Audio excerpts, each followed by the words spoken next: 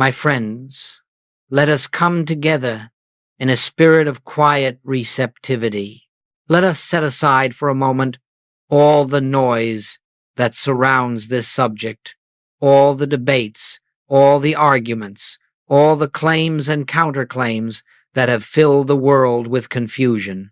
Let us meet here, not to defend a position, not to prove a point, but to rest in the gentle recognition that truth reveals itself only in stillness. There is much said today about Christ consciousness. Some embrace it with enthusiasm, others reject it with fear or suspicion. Many are uncertain, pulled between voices that speak loudly in opposite directions.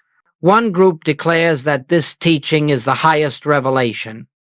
Another insists that it is deception. And between these two extremes, the sincere seeker is left wondering what to believe. But, my friends, truth is never found in argument. It is never discovered in controversy. It does not reveal itself through noise, excitement, or emotional persuasion. Truth appears only when we become quiet enough inwardly to let the still, small voice be heard.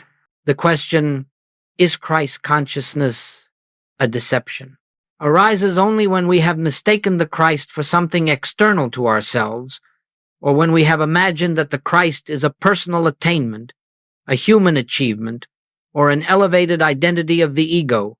These misunderstandings have spread far and wide, and because of them, many who seek honestly have been turned away from the very truth that would set them free. So let us begin by laying one foundation, and let this foundation remain clear in your mind throughout our time together. Christ consciousness is not a theory. It is not a philosophy. It is not a belief system, nor is it a psychological process. Christ consciousness is not something invented by human minds, nor is it a modern innovation. It is the eternal truth of your being, the truth that Jesus revealed, the truth that every mystic has discovered when they turned within and found the presence living itself at the center of their own being. We are not here to concern ourselves with what the world says about Christ consciousness. The world speaks from fear, from misunderstanding, from personal opinions. We are here to concern ourselves with what the Spirit reveals. And the Spirit speaks only one language, the language of inner recognition. You see, all confusion arises when we attempt to understand spiritual reality from the level of the human mind. The human mind wants definitions. It wants clear categories. It wants to say, this is right and that is wrong. This belongs to my group and that belongs to another. This agrees with my doctrine, and that must therefore be dangerous. But the Spirit does not speak in such terms. The Spirit reveals itself in the silence of I. For 2,000 years, the world has spoken about Christ as if Christ were a person, a man separate from us, an individual far removed from our own nature. And because of that, the world has struggled and suffered, searching for God outside, seeking salvation through external forms, never realizing that the very essence of the Christ is the presence that announces itself silently as I am. It is only when we forget that the Christ is the inner light of every soul that we fall into fear and suspicion. It is only when we imagine that Christ is something we can own, defend, or monopolize that we become hostile toward anything that appears to challenge that image. But truth is not threatened by anything. Truth has no fear, for truth is the presence of God, infinite, eternal, and indivisible. So today, let us set aside the fears that have been taught to us. Let us set aside the belief that Christ's consciousness is something strange or foreign. Let us forget, for the moment, the voices that have told us it is dangerous, or deceptive, or contradictory to the teachings of Jesus. Instead, let us come together in a spirit of openness, humility, and quiet expectation. Let us be willing to hear what the Christ within reveals when all personal opinions are set aside. Christ consciousness, as we shall discover, is not a replacement for Jesus. It is the very life that lived as Jesus. It is the presence that spoke through him.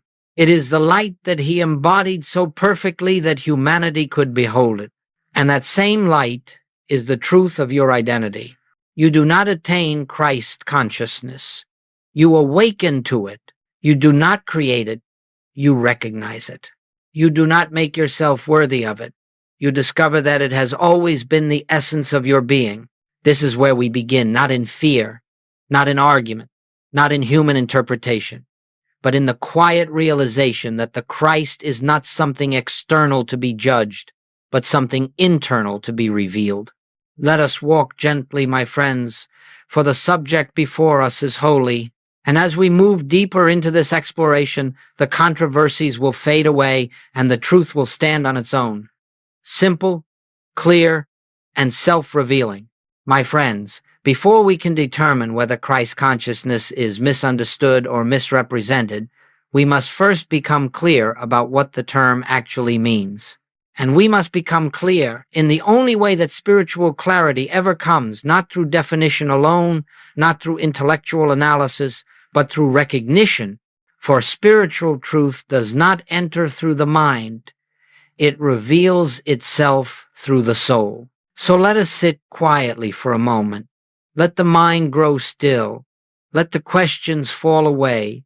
Let the personal opinions soften. And in that silence, let us listen for the inner meaning of this word Christ, which for so long has been spoken about, argued about, defended, misunderstood, and yet so rarely recognized. When I use the word Christ, I am not speaking of a man. I am not speaking of Jesus' human identity. I am not speaking of a personality who lived 2,000 years ago. When I speak of the Christ, I am speaking of the divine presence that animated Jesus, the spirit that performed his works, the light that spoke through him and said, I and the Father are one. That light did not begin with Jesus, and it did not end with Jesus. It is the eternal self of every individual waiting to be recognized. Christ is not a person. Christ is the spiritual identity of every soul. Christ is the presence of God appearing as individual being. Christ is the universal selfhood of all who have ever lived and all who ever will. Jesus revealed the Christ. He embodied it.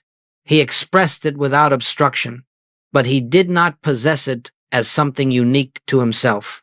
He demonstrated it so that you and I might also awaken to that same presence within our own being.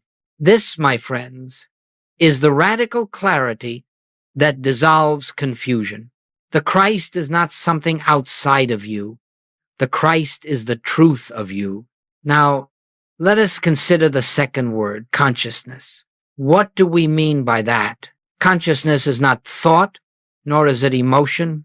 It is not belief. It is not imagination. Consciousness is awareness. It is the dimension of your being that knows, that recognizes, that perceives, that is aware of itself as existence. Consciousness is the I that you experience before you attach any qualities to it. When you say, I am, you are speaking from consciousness. When you say, I exist, you are speaking from consciousness. When you are silently aware, without words, without concepts, without images, that is consciousness. Therefore, Christ consciousness is the awareness of your true identity as the Christ, the recognition that the presence of God is the very essence of your being. Christ consciousness is not a new identity you attain. It is the original identity you awaken to. It is not a higher version of the personal self. It is the absence of the personal self. It is not the elevation of the human mind, it is the quieting of the human mind so that the divine mind may shine through. This awareness is not reached through strain or effort. It reveals itself in the same way light appears when clouds part. It was always there, hidden only by a passing veil. The human sense of self says, I am a person, I am separate, I am vulnerable, I am lacking. Christ consciousness reveals, I am the life of God, individualized. I am whole. I am supplied. I am protected, not by force, but by the nature of being itself. The human mind says, I must become spiritual. Christ consciousness whispers, you already are spiritual. You must only realize it. The ego declares, I can achieve. The Christ declares, I can of mine own self do nothing. The Father within me doeth the works. This is the difference between the world's misinterpretation of Christ consciousness and the truth that Jesus revealed and that I have sought to teach. The world imagines that Christ consciousness means personal greatness or special abilities. But in truth, it is the end of personal sense, the end of self-will, the end of the belief in separation. Christ consciousness is not the glorification of the human being. It is the disappearance of the human being into the realization of divine presence. When you recognize the Christ within, you do not become more of a person. You become less of a person and more of the presence that has always lived as the reality of your being. This inner recognition quiets fear, dissolves judgment, releases resistance, and allows healing to occur naturally because you are no longer resisting the activity of God as your life. So let us be clear, absolutely clear.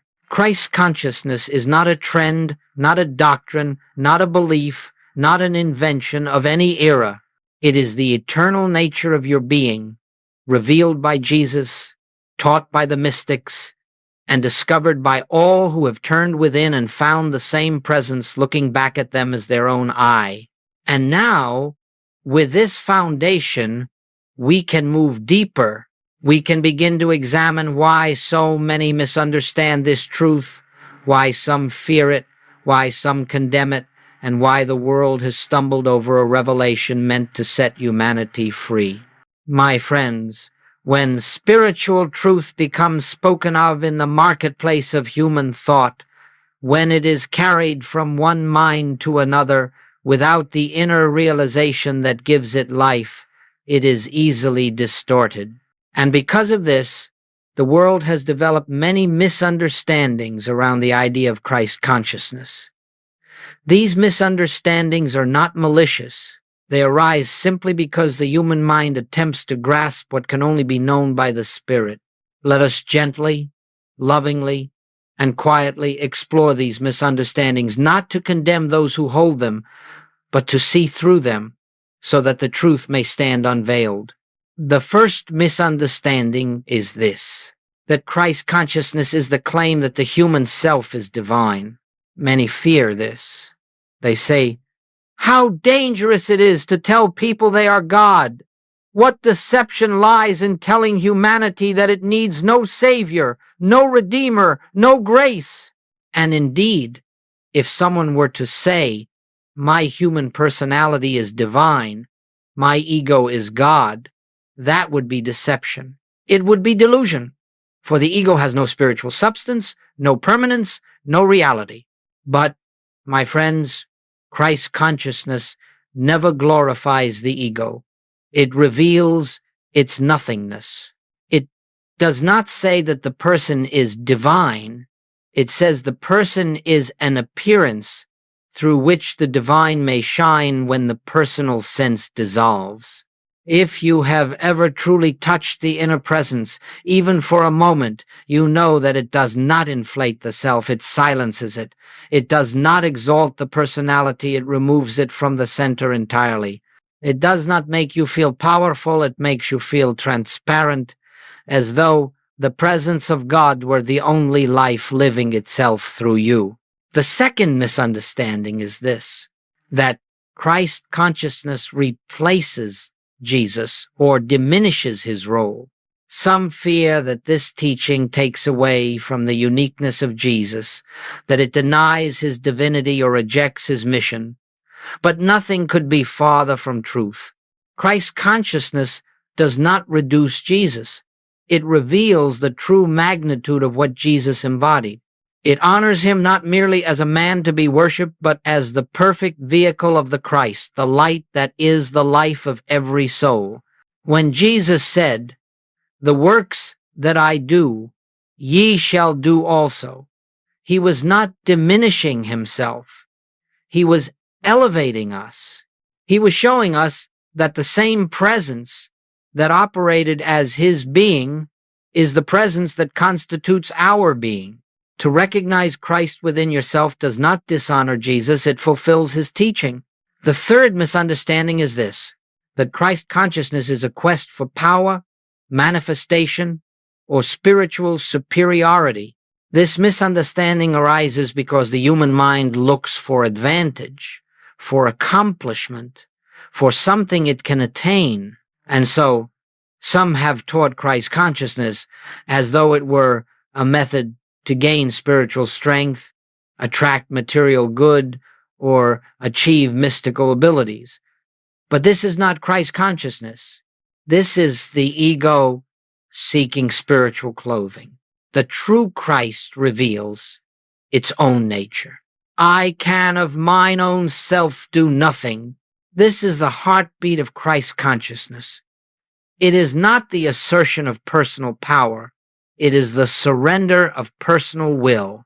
It is the recognition that God, the infinite, invisible, is the only presence acting through us as life, as mind, as supply, as love. The fourth misunderstanding is this, that Christ consciousness is part of an occult or New Age movement. This belief arises because in the absence of true understanding, people group ideas together based on words rather than on essence. They hear phrases that sound unfamiliar, or they encounter individuals who use the term loosely, without reverence, without realization. And so they assume that Christ consciousness is simply another modern trend. But, my friends, Christ consciousness is ancient. It is older than Christianity, older than religion, older than any sacred text. It is the eternal truth of being, existing before Abraham, before Moses, before the prophets, before the world was formed. It is the I, the divine awareness, that is the very foundation of your existence. The problem is never the term. The problem is always the level of consciousness from which it is spoken. When spoken from the human mind, Christ consciousness becomes a concept misunderstood and misused. When spoken from the Spirit, it becomes the revelation of the one presence, the one power, the one life, expressing as all. And so the confusion arises not because Christ consciousness is deceptive, but because human interpretation is always limited. The mind tries to grasp what can only be lived, and when the mind grasps, it distorts.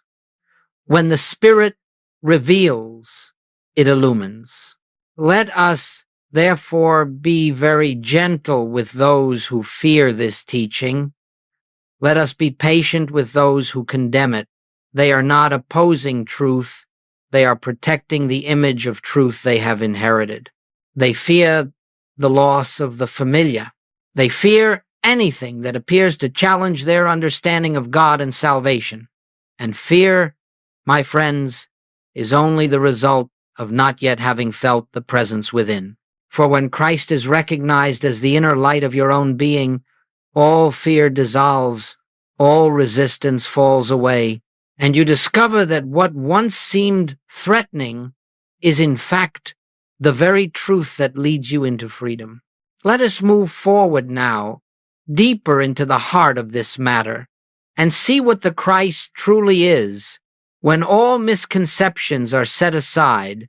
My friends, now that we have seen the misunderstandings that cloud this subject, let us turn our attention to the true nature of the Christ. For unless this is clearly understood, everything else will remain confused, everything else will remain tangled in the beliefs of the world.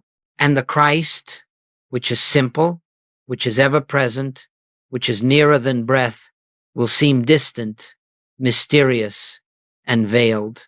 Let us begin with a very quiet realization. The Christ is not a religious term. The Christ is not a theological idea. The Christ is not a historical figure. The Christ is the living presence of God, individualized as your own being. It is the spiritual identity of every soul, whether recognized or unrecognized, whether realized or unrealized. It is the invisible, infinite essence of life that stands behind the appearance of form. It is the silent reality that Jesus embodied and revealed. When Jesus walked this earth, what made him the Christ was not his body, not his birth, not his lineage, not his personality. What made him the Christ was his transparency to the presence, his utter absence of personal selfhood. His life was a window through which the Father could shine without obstruction. He did not possess the Christ possessed him. He did not claim divinity for his human self. He surrendered his human self so completely that only the divine remained. And so, the Christ is not something Jesus had that you do not possess. The Christ is not a special attribute reserved for one man. The Christ is not the exclusive property of any religion or any doctrine. The Christ is the universal presence of God expressed as individual being. Now, let us be very clear. This does not mean the human personality is divine. It does not mean your human opinions, your human emotions, your human desires, your human ego are the Christ. No, the Christ is the I behind the I that you speak every day, the spiritual identity behind the human name, the divine essence behind the human life. When you say, I am, before you add any description to it, before you say, I am tired, or I am discouraged, or I am joyful, or I am afraid, there is a pure I that stands alone. That I is the Christ.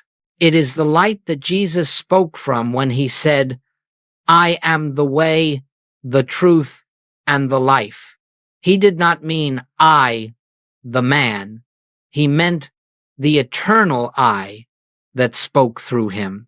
This is why he could say, before Abraham was, I am. Not I was, not I existed, but I am. The Christ is timeless.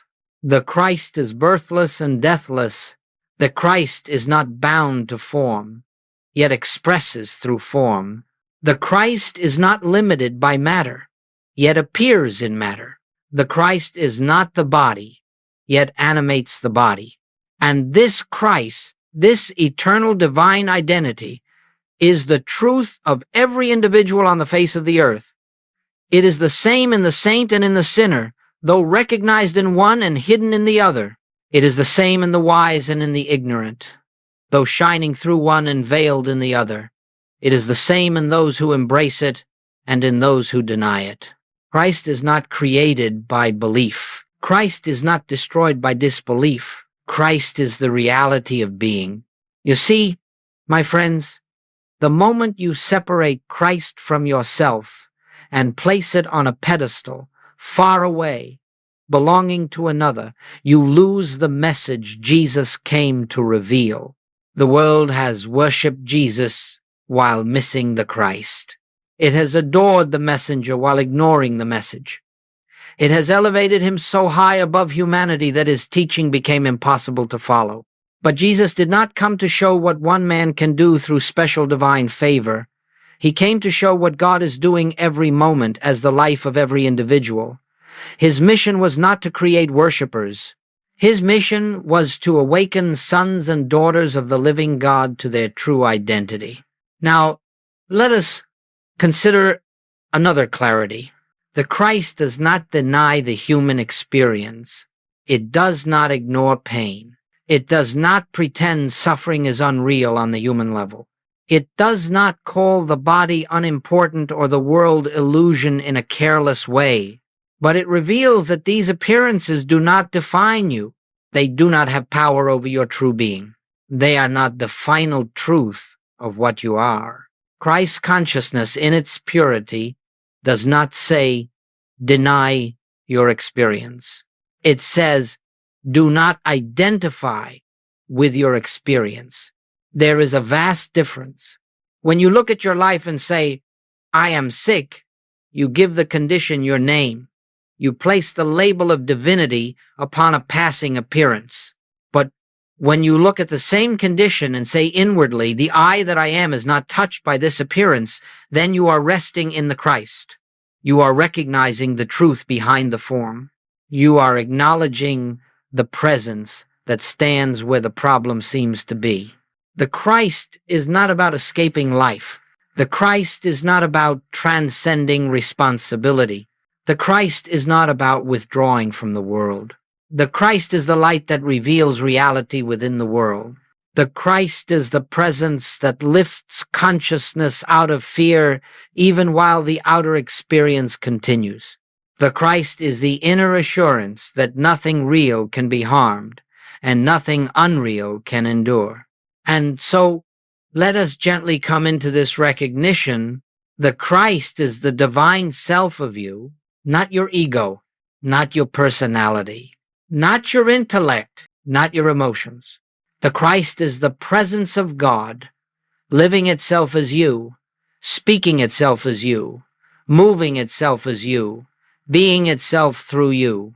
When this is seen, even dimly, even faintly, the fear of deception melts away, for nothing can deceive the one who recognizes presence. Nothing can mislead the one who has found the source within. Nothing can frighten the one who has discovered the divine I behind all appearances. Let us hold this quietly in our hearts as we continue deeper into this revelation. My friends, having opened our hearts to the true nature of the Christ, it is now time to speak with loving clarity about something that has misled many sincere seekers.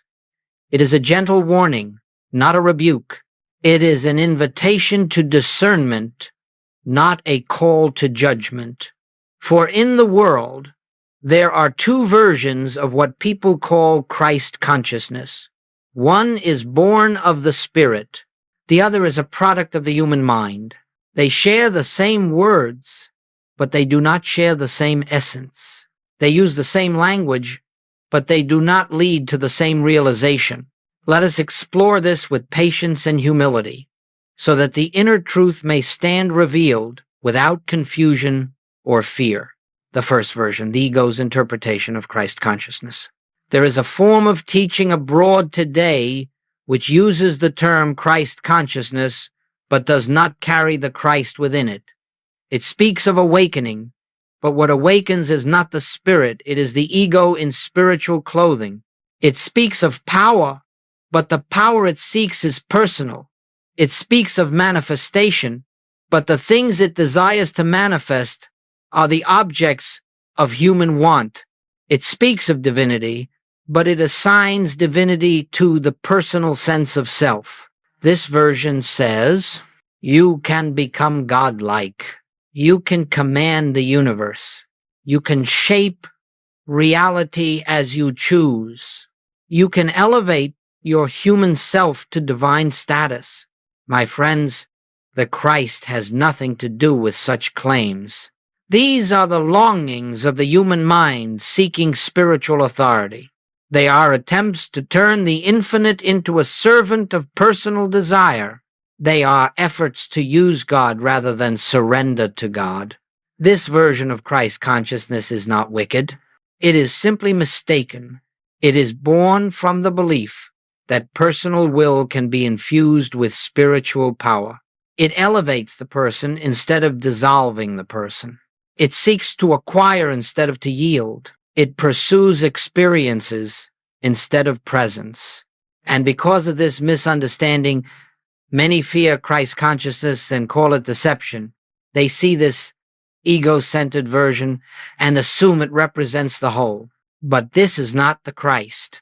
It is the echo of the human mind trying to touch the divine without relinquishing itself. The second version, the Christ consciousness, Goldsmith taught. Now let us turn to the true version, the version that Jesus embodied, the version that the mystics discovered, the version that I have spent a lifetime attempting to reveal. This Christ consciousness does not elevate the human self. It reveals its unreality. It does not make the ego powerful. It dissolves the ego entirely. It does not give you spiritual authority. It reveals that only God is authority. It does not teach you to manifest. It teaches you to rest in the fullness that already is. This Christ consciousness whispers, "Of mine own self I can do nothing. The Father within me doeth the works. I and the Father are one.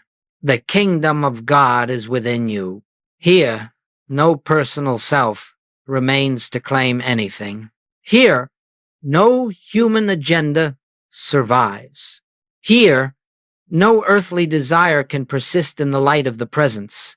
And because there is no personal self seeking its own fulfillment, there is peace, profound, unshakable peace. There is a sense of harmony with all life. There is a natural flow of supply that requires no manipulation. There is healing, not as a miracle performed by a person, but as the natural consequence of resting in the presence that is already whole. This is the Christ consciousness that Jesus lived. This is the Christ consciousness that reveals itself in pure silence. This is the Christ consciousness that removes all fear of deception, for it removes the very self that could be deceived. The difference between the two versions, and so let us state the distinction simply and clearly. The ego's version says, "I become greater."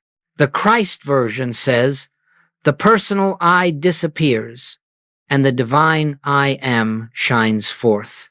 The ego's version seeks power.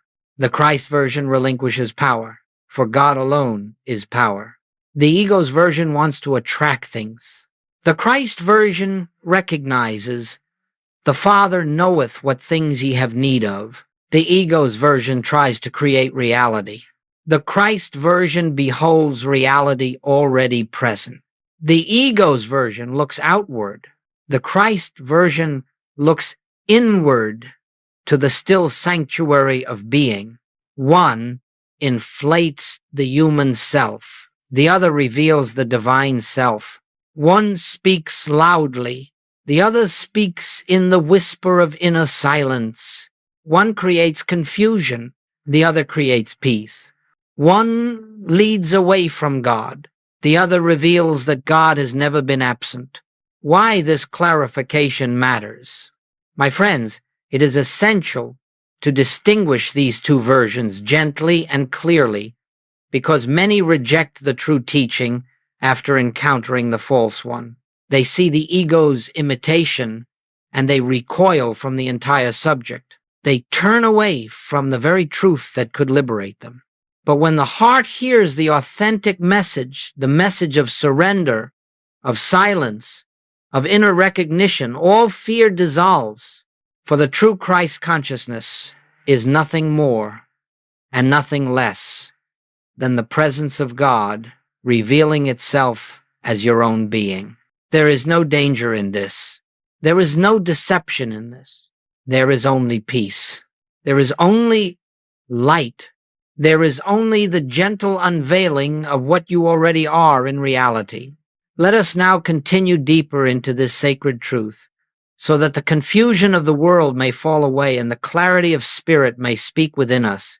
My friends, if we desire clarity about the true nature of Christ consciousness, There is no higher authority than the words of the Master himself. For Jesus did not come merely to be admired. He came to reveal the inner light that is the life of every individual. He did not come to display personal greatness. He came to unveil the presence that stands behind all form. And so today, we turn to his own statements, for within them lies the spiritual key to Christ consciousness, not a theory, not a philosophy, a living revelation. Let us approach these words, not intellectually, but quietly. Let us allow them to enter not the mind, but the heart. I and the Father are one. My friends, this one statement, when truly understood, is the whole of Christ's consciousness. When Jesus spoke these words, he did not speak as a man declaring his uniqueness. He spoke from the Christ, revealing the universal truth of being. He was not dividing himself from humanity. He was revealing the nature of all creation.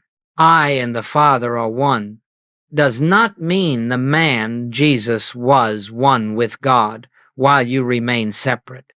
It means that the divine I which spoke through Jesus is the same I that is the life of every soul. The Father is the invisible source.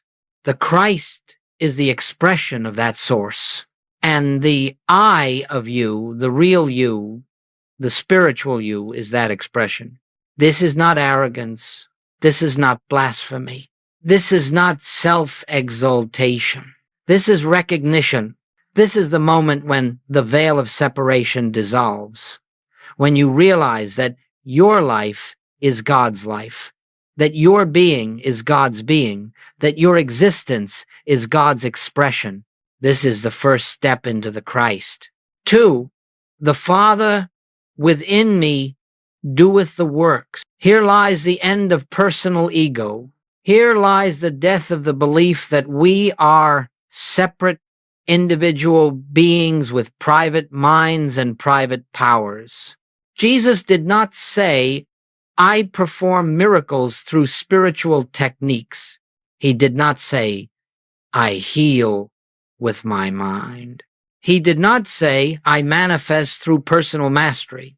He said, the Father within me doeth the works. This is the essence of Christ's consciousness. God is the only presence. God is the only mind. God is the only power. God is the only doer. And when the human self steps aside, when the personal I falls into silence, the divine I am shines forth. And healing occurs naturally, not as a supernatural event, but as the activity of reality revealing itself. When you know, even in a small measure, that the Father within you does the works, you cease struggling. You cease trying to fix the world. You cease attempting to manipulate circumstances. You enter the rest that Jesus lived in every moment. This is Christ consciousness. 3, the kingdom of God is within you. With these words, Jesus removed God from every external location. He removed God from the heavens above. He removed God from temples and holy mountains. He removed God from rituals and systems. He removed God from doctrines and institutions. He placed God in the only place where God can ever truly be realized, within you. Not within your mind, not within your emotions, not within your imagination, but within your consciousness, the silent, living presence at the center of your being. Every spiritual journey that seeks God outside must eventually fail. Every attempt to reach God through external means must eventually collapse. Every religious practice that overlooks the inner kingdom remains incomplete. Christ consciousness begins when you turn inward, not to find something new, but to discover what has been there eternally. 4, The works that I do, you shall do also, and greater works than these shall you do. My friends, this is not poetry. It is not metaphor. It is not exaggeration. It is spiritual fact. Jesus did not come to declare his superiority. He came to reveal your identity. He came to show what God can do when a human sense of self no longer obstructs the fullness of the presence. When he says, "You shall do the works," he is saying, the same Christ that lived as me lives as you, not the ego, not the personality, not the conditioned mind, but the eternal Christ, the divine I, the presence of God manifesting as individual being. He was not elevating humanity through flattery. He was unveiling reality. Do not let the world convince you this is heresy. Do not let fear tell you this is presumption. Do not let doctrines tell you this is reserved for one man. If only one man on earth was one with the Father, then the teaching of Jesus would be a contradiction. But if the Christ is the light which lighteth every man that cometh into the world, then the teaching is fulfilled. This is why Christ consciousness is not deception, it is destiny. 5. Lo, I am with you always. What is this I? It is not the man who lived in Galilee. It is not the historical personality. It is not a figure that comes and goes in time. This I is the eternal presence, the divine identity, the Christ within, the light that is the life of every soul. When Jesus says, "I am with you," he means the divine presence is your own being. It cannot leave you. It cannot abandon you. It cannot be lost. When you discover this, fear dissolves. Loneliness dissolves. Suffering softens, and you awaken to the truth that you have never been separate from God for one instant. This is the heart of Christ consciousness, bringing his words together. His statements form a single, unbroken revelation. Oneness with the Father as the doer, the kingdom within, the universality of divine realization, the eternal presence of the I am. These are not the claims of a human being. These are the declarations of the Christ, speaking through the transparency of Jesus. When these statements are heard inwardly, not as beliefs, but as revelations, the personal sense of self begins to dissolve, and the divine self begins to shine through. That shining forth is Christ consciousness. Let us hold these words in silence for a moment, letting them enter deeply until the meaning begins to awaken from within. My friends, now that we have looked upon the words of the Master, let us move into the living of these truths. For Christ consciousness cannot be reached through intellect, through emotion, through repetition, or through effort. It is not attained as one attains a skill. It is not acquired as one acquires knowledge. It is not summoned as one summons a power. Christ consciousness is recognized. It is revealed. It is awakened from within. It is allowed, not achieved. It is permitted, not produced. And so our task is not to climb toward God, but to remove the veils that hide the presence already here. Let us walk gently through the essential practices that reveal this inner light. Not techniques, but openings. Not methods, but recognitions. 1. The still moment. Be still and know. Every realization begins with stillness.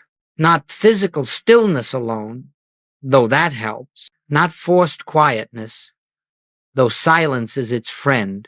But the inner stillness in which the personal self loosens its grip. Goldsmith taught what Jesus lived. You cannot know God while the mind is busy trying to know God. You cannot receive the Christ while asking the Christ to come. You cannot hear the still, small voice while shouting your desires into the silence. So we enter a sacred moment not to think, not to ask, not to repeat, not to imagine, but simply to rest in the presence that is already here. In that moment, we gently let go of trying to reach God, let go of trying to understand truth, let go of trying to fix life, let go of trying to become spiritual. And in the quiet that remains, the Christ begins to reveal itself. 2. The practice of recognition. I am is here. Recognition is not affirmation. Recognition is not positive thinking. Recognition is not mental repetition. Recognition is simply awareness of what already is. Goldsmith would enter meditation not to change conditions, but to recognize the presence that stands behind conditions. Quietly, inwardly, he would rest in the recognition. I am the presence of God being itself, not the body, not the mind, not the personality, but the invisible presence expressing as this being. This is not something to repeat mechanically. It is something to feel softly, inwardly, like a whisper from within your own being. As you rest in recognition, the human sense of I begins to soften. The boundaries of personal identity dissolve. You feel the shift from me trying to realize God to God realizing itself as me. This is the beginning of Christ-conscious awareness. 3. Impersonalizing appearances. This is not about me. One of the profound keys Goldsmith taught is this: no discord has anything to do with your true identity. It is the impersonal activity of universal belief appearing in your experience. When you say, I am sick, I am afraid, I am struggling, you place the holy name of God I am on what is not truth. But when you say inwardly, this appearance is not personal. It is not about my spiritual identity. It is only a universal belief showing itself. You withdraw the power that sustains the appearance. This does not deny the human experience. It denies that the experience defines you. Christ consciousness is the recognition that no condition can touch the divine identity that you truly are. When you stop taking appearances personally, you stop giving them power. And when you stop giving them power, they dissolve. Not always instantly, but inevitably. 4. The inner listening. Speak, Lord, for thy servant heareth. Christ consciousness is not discovered through speaking to God. It is discovered through listening. There is a presence within you that knows. There is a wisdom within you that guides. There is a love within you that heals. There is a peace within you that restores. But this inner teacher speaks in silence. Goldsmith would say, do not pray for anything. Become still and listen. Listen, not with the ears, but with the heart. Listen for the wordless assurance that rises not from your thoughts, but from the very ground of your being. Sometimes the silence itself is the answer. Sometimes the peace itself is the guidance. Sometimes the stillness itself is the healing. Christ consciousness is a listening state, a yielding state, a surrendered state. 5. Resting without agenda. Thy will be done. One of the greatest obstacles to Christ recognition is the desire to use spiritual awareness for personal outcomes. When you enter meditation hoping to fix the body, you remain identified with the body. When you seek supply, you remain identified with lack. When you seek peace, you remain identified with fear. But when you enter meditation with no agenda, not to get, not to solve, not to change, you step into the atmosphere of the Christ. Christ consciousness has no purpose other than the revelation of God. When God is revealed, everything else unfolds naturally. You cannot serve two masters.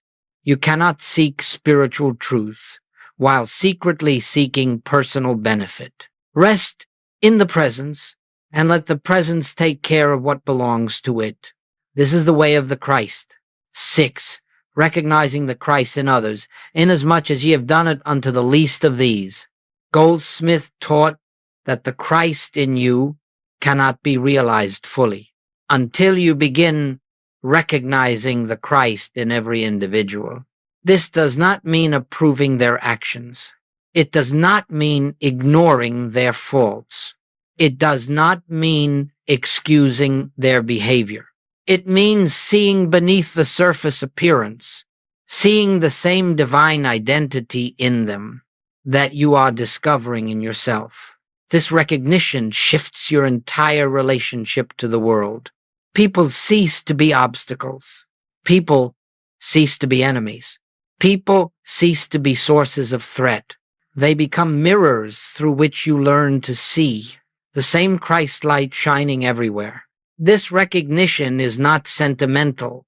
It is not emotional. It is a spiritual act that dissolves the sense of separation. And when separation dissolves, Christ consciousness emerges. 7.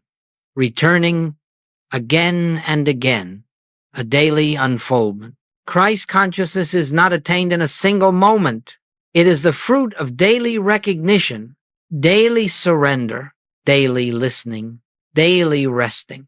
Goldsmith's realization unfolded over decades, not because God is slow, but because the human sense must loosen gradually. Each moment of recognition plants a seed. Each moment of stillness lifts a veil. Each moment of impersonalization dissolves a false belief.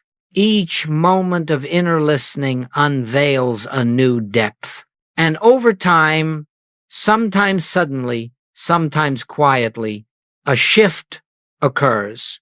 You begin to live more from presence than from personality, more from spirit than from thought, more from Christ than from self. This is Christ consciousness. 8. The natural fruits: peace, guidance, healing, supply. Goldsmith never pursued these fruits. He simply recognized the presence, and the fruits followed naturally. Peace comes, guidance comes, healing comes, supply comes, harmony comes, not because you sought them, but because the Christ presence is harmony itself. You cannot seek Christ consciousness for results, but the revelation of the Christ always expresses itself as wholeness. This is the law of spirit. This is the nature of reality. This is the fulfillment of Jesus' words. Seek ye first the kingdom, and all these things shall be added. My friends, these practices are not steps. They are openings. They are doorways. They are invitations to allow the presence to reveal itself. Christ consciousness is not gained. It is unhidden. You do not transform yourself into something divine. You remove what hides the divinity already present. Let us move now into the heart of this transformation, into what happens when this inner recognition becomes lived, embodied, expressed. My friends, let us now enter the sacred territory that few dare to describe, not because it is forbidden, but because it cannot be understood until it is lived. And yet, it is helpful, comforting, and clarifying to hear what unfolds when the Christ begins to take form in your consciousness. For this is not a sudden event. This is not a thunderbolt from the sky. This is not a blinding illumination that leaves the personality transformed in an instant. This is a gentle quickening, a quiet awakening, an inner shift that changes the entire foundation of how you live, how you perceive, how you respond, how you exist. Let us walk through this slowly, reverently. 1. the dissolving of fear. The first evidence that Christ consciousness is dawning within you is not spiritual power. It is not mystical ability. It is not the attraction of good fortune. It is the dissolving of fear, not through willpower, not through courage, not through affirmations or positivity, but through recognition. When the presence within you becomes real, not as belief, not as hope, not as imagination, but as inner certainty, you discover that nothing external has power over your life. Nothing external can touch the reality of your being. Fear dissolves not because life becomes easier, but because you cease to live from the part of you that can be frightened. The personal self fears. The Christ self does not. When you live from the Christ within, fear simply loses its foundation. It has nothing to cling to. It cannot take root. It cannot grow. You become anchored not in emotion, but in presence. 2. A quiet inner authority emerges when Christ consciousness begins to operate. A new form of inner knowing arises, not arrogance, not confidence, not boldness, but spiritual assurance. You begin to feel, I need not be shaken by appearances. I need not rush to fix. I need not defend. I need not resist. I need only rest. This inner authority is not the authority of the human will. It is the authority of the presence that says quietly, I am here. This is the same presence that stood calm before the winds at Galilee, the same presence that walked through crowds unharmed, the same presence that said, peace, be still. When Christ is realized, this authority becomes your atmosphere, not because you claim it, but because it reveals itself. 3. Problems lose their power over you. My friends, this is perhaps the most transformative shift. Problems may still appear, but the sense that they are your problems dissolves. You begin to see every challenge not as a personal burden, but as an opportunity to rest in truth. A financial problem appears, but the anxiety is absent, for, that supply is the infinite fullness of God, and that supply cannot be withheld. A health concern arises, but the panic is gone, for, the body is not the source of life, and life cannot be threatened. A relationship conflict surfaces, but the defensiveness is missing, for the Christ in you meets the Christ in the other, and harmony unfolds through recognition. Problems do not magically vanish. Your relationship to them transforms. And because of that transformation, the problems begin to shift, dissolve, reorganize, or pass away. Not through effort, but through consciousness. 4. Daily life slows into presence. One of the signs that Christ's consciousness is unfolding is that your whole experience of time changes. You move more slowly, not physically, but inwardly. There is a sense of spaciousness around every activity. You perform ordinary tasks with a quiet awareness of the presence accompanying you. You do not rush. You do not strain. You do not live reactively. You begin to experience what Jesus meant when he said, my peace I give unto you. This peace is not the absence of activity. It is the presence within activity. You may be busy outwardly, but inwardly you are resting, listening, abiding. Your life becomes a continuous meditation, not something you do, something you are. 5. Healing occurs in a new way.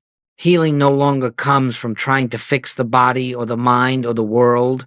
Healing comes from the revelation of truth. You begin to witness, not imagine, not affirm, not hope, that every condition of discord is the manifestation of a false belief. And the moment truth is recognized, the belief loses its substance and the appearance dissolves. Healing becomes natural, unforced, effortless, sometimes gradual, sometimes sudden, always peaceful. Christ consciousness does not heal as a power. Christ consciousness reveals that there is nothing to heal in the first place, only truth to be known. 6. Supply becomes a flow instead of a pursuit. You cease chasing after good. You stop trying to attract prosperity. You stop believing there is something external you must obtain. Instead, you begin to feel the presence of God as the fullness of your life. Supply comes as needed, not through manipulation, but through recognition. Opportunities appear without striving. Resources arrive without desperation. Solutions present themselves without effort. Why? Because the Christ knows no lack. And when you abide in the Christ, you leave the consciousness of lack entirely. 7. Relationships are transformed. When Christ consciousness begins to reveal itself, you cease seeing others as personalities. You see beneath the surface. You sense the divine identity in everyone, even those who oppose you. Judgment dissolves. Resentment dissolves. Grievance dissolves. You no longer try to change people. You no longer try to correct them. You no longer need them to be different. You rest in the realization Christ is the truth of them, whether they know it or not. And this recognition itself begins to heal the atmosphere of every relationship you touch. People around you feel safer. They soften. They respond differently, not because you attempt to change them, but because the presence you carry changes the space in which they stand. 8. An unseen radiance begins to shine through you. You may not notice it at first, but others will. A calmness, a clarity, a quiet depth, a presence that cannot be explained. You do not preach. You do not persuade. You do not try to convert. Your presence itself becomes the message. You become unconsciously and without effort a transparency for the light of God. This is the ministry of presence Goldsmith spoke of. It cannot be taught. It cannot be learned. It cannot be practiced. It is the natural radiation of the Christ realized. People feel healed simply by sitting with you. People feel more peaceful after speaking with you. People feel hope in your silence, not because you are special, but because Christ is present and Christ alone does the work. 9. The personal self gently falls away. This may be the most profound consequence. The sense of me begins to dissolve, not in a frightening way, not in a dramatic way, not in an annihilating way, but gently, like mist evaporating in the morning sun. You stop defending the personal self. You stop glorifying the personal self. You stop fearing for the personal self. You stop relying on the personal self. And in the absence of this false me, the true I, the Christ, shines unobstructed. This is not the death of identity. It is the revelation of your real identity. 10. Life becomes a living unfoldment of God. Eventually, Christ consciousness brings you into a state where you live entirely from the realization that God is the life of me. God is the mind of me. God is the love of me. God is the being of me. God is the infinite, invisible, expressing as me. You cease planning life. Life unfolds. You cease controlling life. Life moves. You cease fearing life. Life reveals. You live spontaneously, in harmony, guided not by thought, but by presence. This is the life Jesus lived. This is the life the mystics discovered. This is the life Goldsmith revealed. And this quietly, simply, gently, is the life that becomes yours when the Christ is realized within you. My friends, this is not imagination. This is not theory. This is not wishful thinking. This is lived experience, the fruit of recognition. Now let us complete our journey with the final section, the gentle closing of this unfolding. My friends, we have walked together through a sacred path, not a path of belief, not a path of doctrine, but a path of inner recognition. And now, as we come to this concluding moment, let us not think of this as an ending, for truth has no ending, presence has no boundary, awakening has no final chapter. This is not the close of a teaching. This is the beginning of a life lived from a deeper center, a quieter foundation, a truer identity. Let us rest together for a moment in silence, for in silence the Christ speaks. And now hear these words, not as instruction, but as invitation. 1.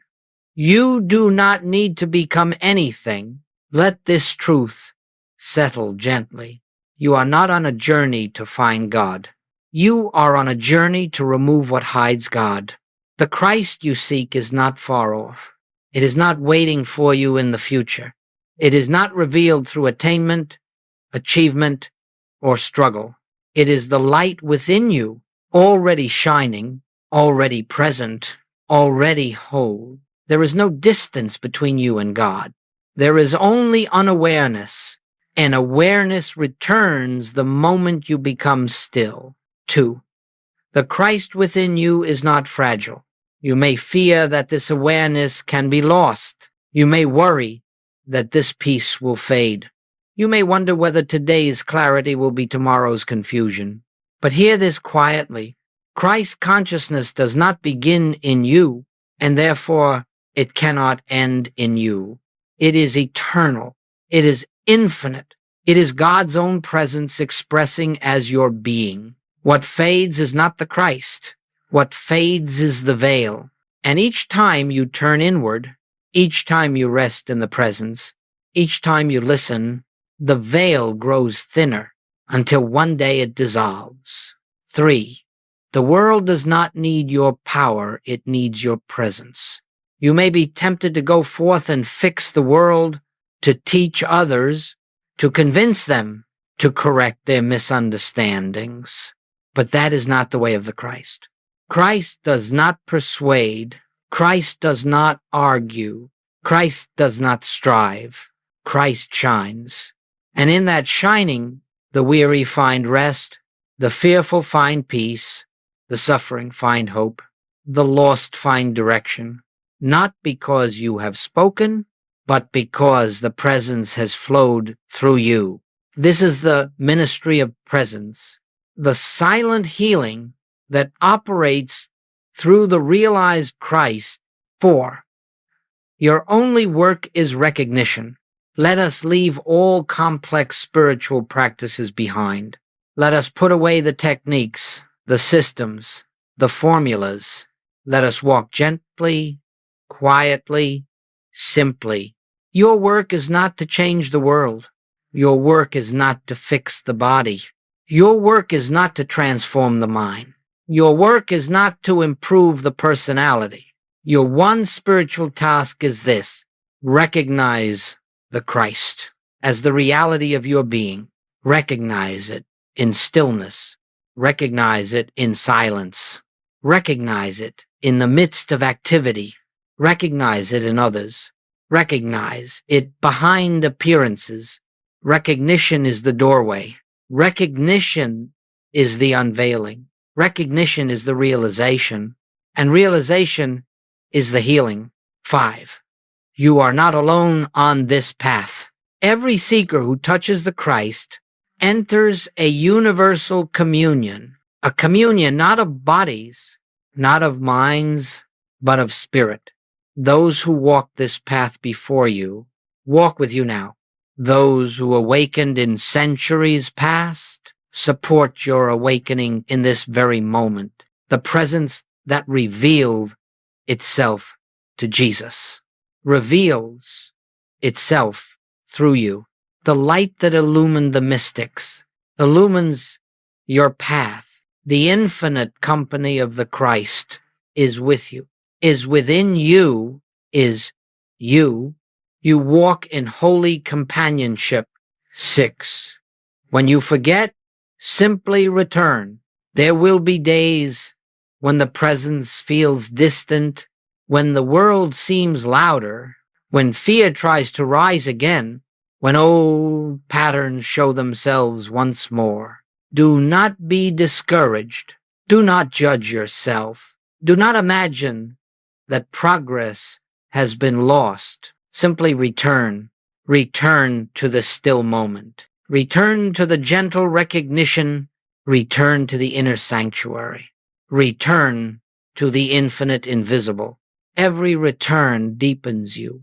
Every return strengthens you. Every return reveals more light. This is how Christ consciousness unfolds. Gently, quietly, inevitably. 7. The Christ is your true identity. Live from it. There is nothing left to seek, nothing left to become, nothing left to achieve. Only this remains. Live from the awareness that Christ is the reality of your being. Let this awareness guide your thoughts. Let it soften your responses. Let it shape your actions. Let it illumine your relationships. Let it steady your steps. Let it anchor your life. And in living this way, you will discover that you have awakened not into a new belief, but into reality itself. 8. A final blessing, my friends, rest now in the quiet confidence that the presence that revealed itself to you today will continue to reveal itself hour by hour, moment by moment, as you turn inward. May the Christ that Jesus embodied and the Christ that Goldsmith unveiled shine forth through your consciousness as peace, as guidance, as healing, as abundance, as love, as truth, as life. Not by your effort, but by God's grace, not by your will, but by God's presence, not by becoming, but by recognizing you are the light, because the light is the eye of you. Rest now in that truth. Abide in it. Live from it, and let the Christ be the way, the truth, and the life of all that you are. Amen.